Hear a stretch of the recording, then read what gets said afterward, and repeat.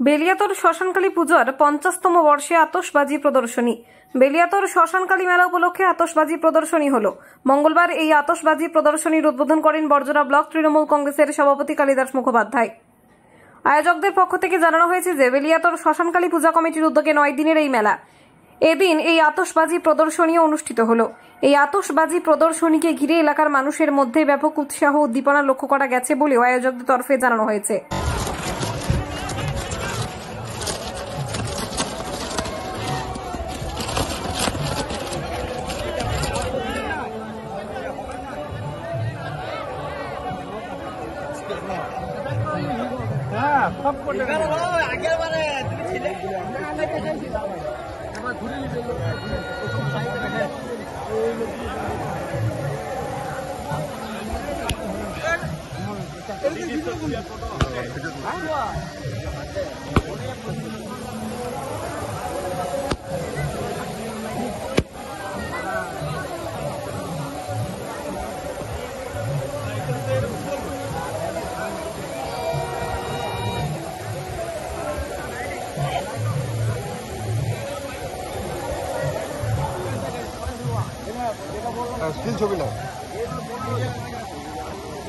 বেলিয়াতোড়ের ঐতিহ্যবাহী শ্মশান কালী মাতা, যেটি এখন মহা শ্মশান নামে পরিচিত হয়ে গেছে, সেই শ্মশান কালী মাতার 50 বৎসর পূর্তি উপলক্ষে যে 7 দিনব্যাপী যে উৎসব অনুষ্ঠান হয়, সেই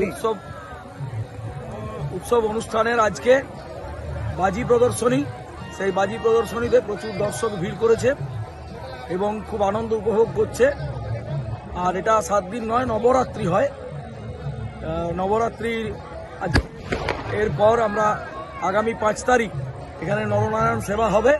প্রচুর মানুষ এখানে আসবেন, সকলকে আমন্ত্রণ রইল যে মায়ের প্রসাদ গ্রহণ করার জন্য।